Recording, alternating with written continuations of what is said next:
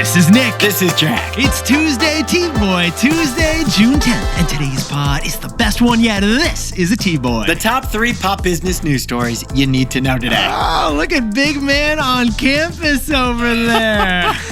How was reunion weekend, man? So, I was at the Middlebury College reunion. 15 years. I wish you could have been there, Nick. Lovely. 7 people came up and said, hi, I love the show. But who's counting? Love meeting besties in the wild. Jack, so pumped for you. What a great story. But today, we got 3 fantastic stories for today's show. What do we got on the T-Boy? For our first story, Apple kicked off their annual developers conference yesterday. So what did they launch? Well, Jack, they lost $90 billion in 9 minutes, so... It was kind of underwhelming. Yeah. For our second story, Bachelorette spending just hit an all-time high. But bachelors spend even more money. So we got the numbers on the WWDC Industrial Complex and how guys spend differently than girls. And our third and final story is Warner Brothers. They are breaking up the brand. Warner Brothers is splitting into 2 different companies. And we'll explain it all with Bob Dylan and Bad Bunny. But Yetis, before we hit that wonderful mix of stories. Fantastic mix of stories for today's project. Yesterday for T-Boy Trivia, we asked you this question. What is the only product that once made up 10%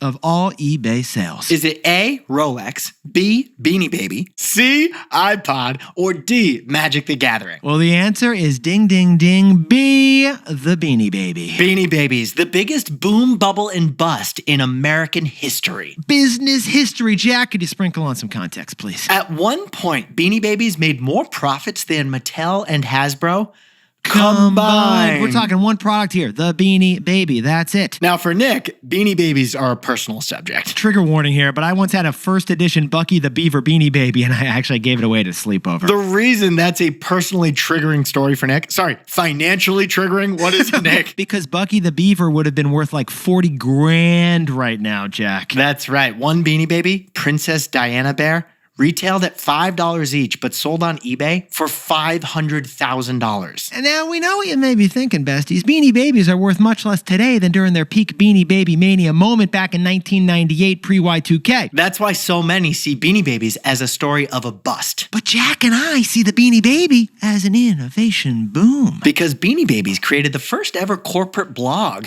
and pioneered e-commerce. Beanie Babies gave each doll a name and a backstory and a birthday, and that is what made them go viral. The business story is wild, but the founder of Beanie Babies is even wilder. Yeah, his name is Ty, and you're going to hear a lot more about him on this show. Ty. That's why the company has a Ty tag coming off of each Beanie Baby. And the reason we're telling all you this is because the Beanie Baby is the latest subject of our weekly show, The Best Idea Yet. The best idea yet. The untold origin stories of the products you're obsessed with. So we got a link in this episode description to that show on the Beanie Babies. Check it out after this show. Because today's T-Boy is fantastic. Oh, we got 3 great stories, Jack. Let's hit it. 15 years before this song, 2 boys from the Northeast met in the dorm. They had an idea that caused a cultural storm. It's the best one yet, but the best is the norm. Jack, Nick, that's it. I don't even think they need to practice. 50%, that's a fat tip. T-Boy City on your list. If you know, you know, cause we ready to go. We can't wait no more, so just start the show. Start the show. For our first story, yesterday, Apple announced it's turning all of its screens into glass. Liquid glass. Liquid glass. And here's our take. Apple made its walled garden a little bit more beautiful. But investors don't want roses right now. They want roots.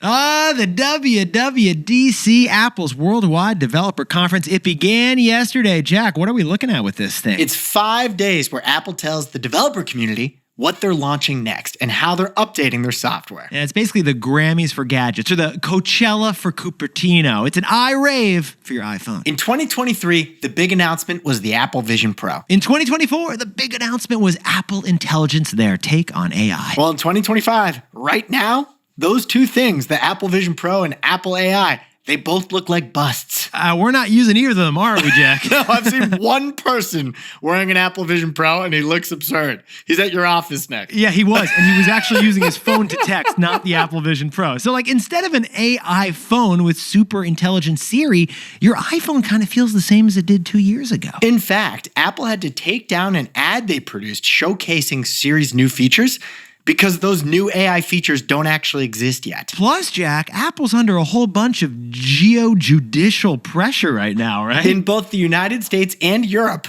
courts have ruled the App Store is a monopoly. Oh, and over in D.C., President Trump is threatening to tax the bejesus out of iPhones if they remain made in China. For all of those reasons, Apple is the worst performer in the Magnificent Seven group of stocks so far this year. They're down 17% year to date. For the first time ever, Jack and I had a conversation over the weekend where we considered selling some of our Apple stock. We haven't thought about that in 10 years. Well, guess what? I wish we had. Because as the event began yesterday, we looked at the stock chart and it fell off a cliff. It's down another 3% based on yesterday's news. $90 billion of value gone in 9 minutes. Call Nicolas Cage. It's gone in 60 seconds, man. So we know what you're wondering, Yetis. What exactly did Apple announce on day one of their Coachella of Cupertino? It opened in a surprising, but at the same time unsurprising style. I'm sorry, Jack, is that Brad Pitt on the stage of the Apple event? Here's what happened. Tim Cook did a little cosplay yesterday. He pretended to be Brad Pitt, the F1 race car driver, because of the new movie that's coming out. Basically, Apple created a fancy movie trailer about F1 to promote their new car racing film that comes out this summer. But with Apple executives in the place of Brad Pitt. Okay, here's the problem, though. That, as cool as that was the highlight of the event. And that's a bad sign, because the rest of the presentation was pretty much all about making your Apple screens look like Swarovski crystals, right, Nick? Your iPhone, your MacBook, your watch, your iPad, your Apple TV, they will all look prettier the next time you update your software. Shiny. Because of liquid glass. Liquid glass. Liquid glass is a new design infrastructure going across the entire Apple ecosystem of software. Yeah, it's going to make your apps look slightly see-through, like no more corners. The bubbles are going to have rounded edges, little bits of delight. The first time you update your software, you're going to be like, oh, this looks kind of cool. And then it's going to become the new normal. And the rest of your apps that are pre-installed on your iPhone are going to get slight improvements as well. Yeah, there were like 60 announcements yesterday. The main one was liquid glass. And now there were rumors, Jack and I have been following, about liquid glass being the software precursor to a new hardware device Apple would launch next year. After all, next year is Apple's 20th anniversary of the iPhone. Maybe physical glass is coming next year, some kind of a glass iPhone. Jack and I did find 2 patents related to glass devices for Apple. More on that for another pod. But if you were hoping for that or for something bigger, you didn't get it yesterday. I mean, Jack, Wall Street wanted updates on artificial intelligence. I don't think they got it, did they, man? And when they didn't get that either, investors started selling the stock. So, Jack, what's the takeaway for our buddies over at Apple? Apple is a beautiful walled garden, but it's becoming a garden without a view.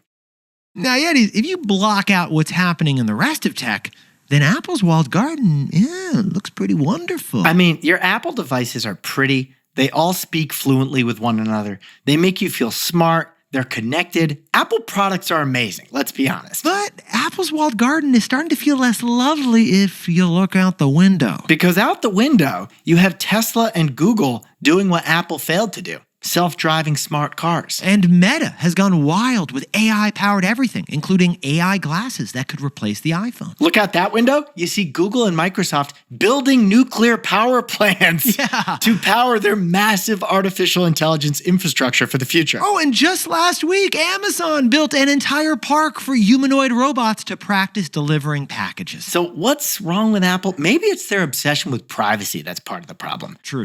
It's stifling their ability to innovate quickly. Or Jack, maybe Apple's just fallen into the trap of bureaucracy as a $3 trillion company. Either way, the way Nick and I see it, Apple is a wonderful walled garden, but relatively speaking, this garden's starting to look a little mid.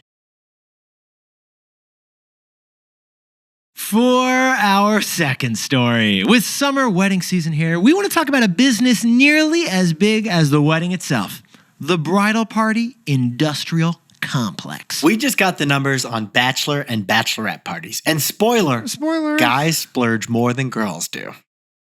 Hashtag last call for Maul. Hashtag final pour for Eleanor. Hashtag hot mess for Jess. Those are phenomenal Bachelorette hashtags. I've been collecting over the last few years, Jack. Yetis, after 728 back and forth reply all emails, you are officially back from the weekend Bachelorette party. Which means you just finished off Venmo Monday. You had to settle up for all the expenses of last weekend's Bachelorette activities. We got to talk about those numbers because the Bachelorette party business has become a full-on industrial complex. We're talking nearly $1 billion in value a year. In the past, it wasn't a Bachelorette Industrial Complex. In the past, a bachelor or bachelorette party was just like one night out on the town at a restaurant and a bar. But because of the macro factors of social media, friend groups spread out, working from home, everyone is now flying to a destination. In fact, destination batches are up 78% in the last 6 years. It's a huge commitment. You have to take off a day of work, maybe 2 days off, to go to that trip to Madrid that you got invited to. Yeah, PTOs for your buddies, which is why big money, venture capital money, is moving into the bachelorette party industry. There's an app called Batch App that Nick and I didn't use for our bachelor parties, but they just raised $10 million from VC. And the business Scottsdale batch is doing $1 million a year in revenue, which is 5 employees. They're just helping organize batch and bachelorette parties. So even though a civil war erupted over the decision between Pilates and bottomless brunch, this remains the mini festival of loyalty for most of America. So, Yetis, Jack and I were fascinated and noticed that Business Insider crunched some numbers on this bachelor party industrial complex. And shocker, prices are up faster than inflation. Yeah, $1,400 is the price the average person pays for one of these parties. That's up 50% since 2019. Now, women, interestingly, put more money into like the gear, the custom gear for the bride. You need the custom Etsy sign in order to properly christen the bachelorette house. But men spend more money overall at bachelor parties, spending $1,500 per guy on average. And why exactly is it we're spending so much on our end, Jack? Couple reasons. First, men are more likely to stay in costly cities for the party, like New York or Las Vegas, and they're more likely to book hotel rooms, not a shared house. While women are more likely to do rural retreats and share an Airbnb getting ready together. Shocker. The gambling and golf weekend in Las Vegas cost more than massage weekend in Palm Springs. But interestingly, regardless of gender, getting the invite to a batch party could be the source of financial stress. In fact, the numbers show it is. 1 out of 10 who attend a batch party spend over $3,000 for the weekend. And 1 out of 3 go into debt to pay for the event. Plus, you opened up a whole Chase Sapphire card just to book the pink Barty bus down in Nashville. I'm thrilled you're getting married. I borderline hope not to get invited to the party. So, Jack, what's the takeaway for our buddies who are everyone doing Venmo Monday after a batch party? The greatest gift you can give to your bridal party is a spreadsheet. Yetis, Jack and I have done dozens of bachelor parties at this point. They're starting to slow down a bit, but they're still in the cards. One takeaway we've had, when invitations go out, put the prices clearly up front. The burden is on the organizer, often the best man or the maid of honor, and it's that little extra burden to share the prices ahead of time that's so critical. Clear is kind. We're not just talking about the total price of the Airbnb. Add in the total prices of all the stuff that's planned for and include the estimated meal cost too. Because at the prices we're talking about here, you need every item itemized. The house is $3,000, the boat rental's $1,000. Expect to spend $150 a day on meals and drinks too. That way, with all that transparency, if the person can't go, they can clearly say, Timmy, I'm sorry, $3,000 is out of my budget. And at an average price of $1,400 per person, that's a fair excuse. And if they can go, they can afford it, then they'll feel less stressed out about the uncertainty of what it might actually end up costing. Because when it comes to the bachelor party, be clear up front about the prices, because clear is kind. The greatest gift you can give to your batch party is a spreadsheet. Hey Yetis, if you're a bestie, take a sec and hit that subscribe button. And like this video while you're at it. If you leave a comment, by the way, we'll read it. For our third and final story, just 3 years after merging, Warner Brothers Discovery is breaking up the band. Because Bad Bunny and Bob Dylan are independently great, but combined, they stink. Bugs Bunny, Porky Pig, Daffy Duck, Looney Tunes. I forget about Looney Tunes. I do too, Jack. Maybe because over the last 100 years, Warner Brothers Looney Tunes have become the Pepsi to Disney's Coke. And Coke is beating Pepsi in this Looney Tunes versus Disney situation. So in 2021, AT&T, the owner of Warner Brothers, announced it was going to spin off Warner Brothers and instead merge it with Discovery. The resulting company has been called Warner Brothers Discovery. They own movie studios, streaming services, and TV networks. But here's the problem, besties. Since combining, that business has gotten smaller and smaller and smaller, and the stock price has gotten down and down and down. Which leads to the news. Warner Brothers Discovery is now unmerging 3 years after merging to try out something new. Yetis, we're talking about the company that launched CNN Plus and then shut it down and then launched it again. We're talking about the company that rebranded HBO Max to Max and then went back to HBO Max again. We're talking about the company that canceled an already filmed Batgirl movie because they wanted a tax break. All those ridiculous reversals they did in just the last 3 years. But that company's now getting split up. In fact, as Jack and I looked at this demergering of a big company, we noticed there are only two winners in the saga, right? First is JP Morgan Chase. That investment bank advised on both sides of this deal. JP Morgan collected tens of millions of dollars on the merger, and now they're going to get tens of millions of dollars on the split up. The other winner is the CEO, David Zaslav. He's the top media mogul in Hollywood, despite his company shrinking revenues for 8 straight quarters. But besties, this is what Jack and I found fascinating about this story. Once this mega media business is separated, it's going to make a lot of really important sense. Here's why it makes sense. You're going to end up with an old company and a new company. Now, the old company is called Global Networks, the TV channels that feed into old school cable bundles. Global Networks is going to include all the old stuff. They're going to have the businesses of TNT, CNN, and the Discovery Channel. They're all profitable, but they're all shrinking as the cable business dies off. The new company is going to be called Streaming and Studios.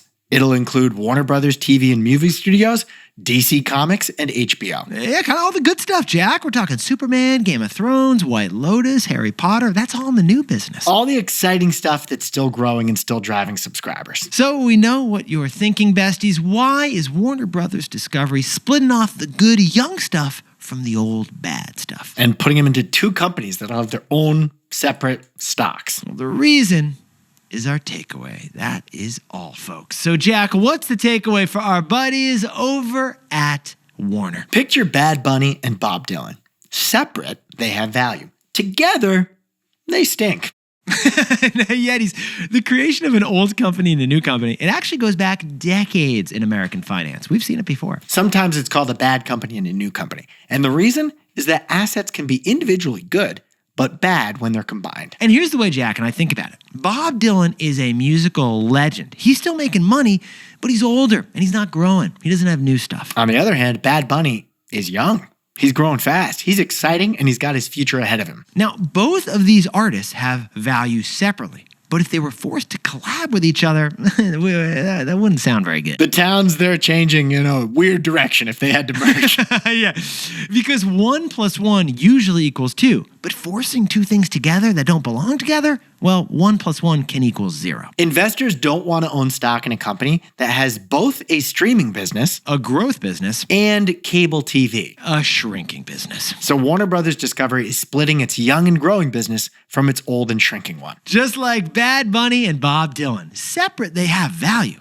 But together, they kind of stink. Now that's all, folks.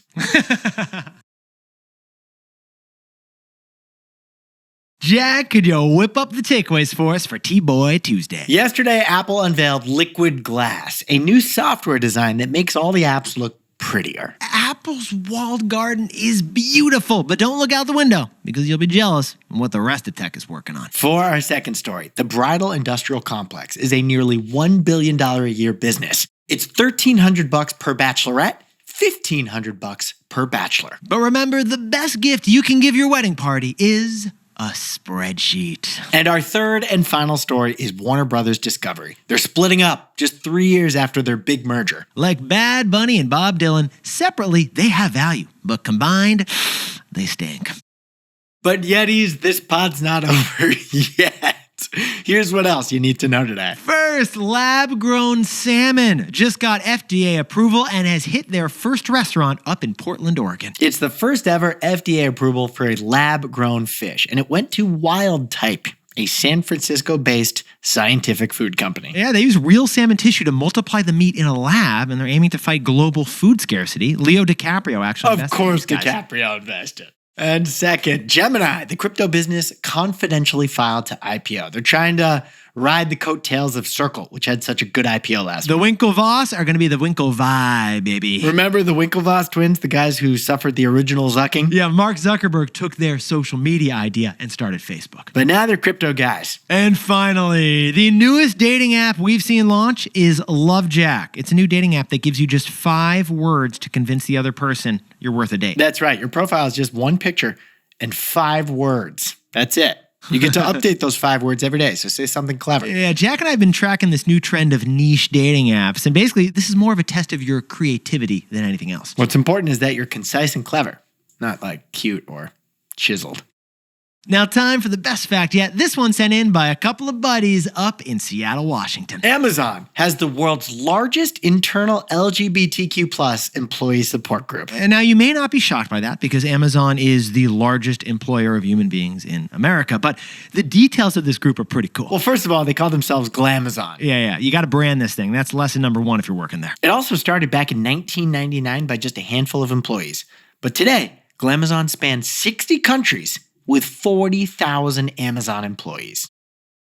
Yetis, you look fantastic today. And if you want to hear about the rise, fall, and in our opinion, rise again of the Beanie Baby, we got the perfect thing for you to listen to right now. We got a link in the episode description to listen to the best idea yet. 45 minutes on the wild ride of Beanie Babies. Okay, this guy, Ty, this is insane. Wait to hear what Ty does. He actually was a used vacuum salesman who becomes a Beanie Baby billionaire. What a story. And his best trick as a used vacuum salesman, this is so when good. the guy opens the door after he knocks on the door, he'd toss a handful of dirt onto the floor and then vacuum it up live to show he's that good a salesman. That's all part of the Beanie Baby story. Enjoy the best idea yet, and Jack and I will see you tomorrow. And don't mention Bucky the Beaver, for Nick's sake.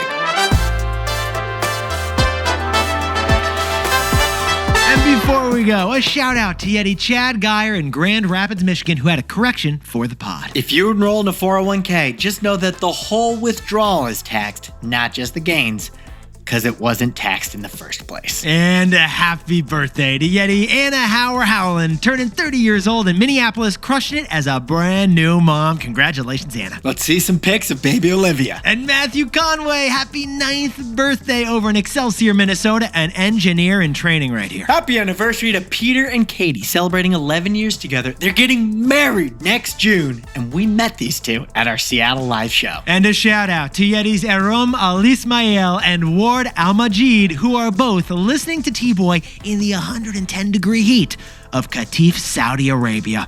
We got your back, guys. We hope you got some air conditioning. And finally, congratulations to Hadley and Nate for an epic year of school. Today's your last day. Crush it down in Southern Cal. This is Jack. I own stock of Amazon and Disney. Nick and I both own stock of Airbnb and Apple, and we both own some Bitcoin. Bitcoin name Ben.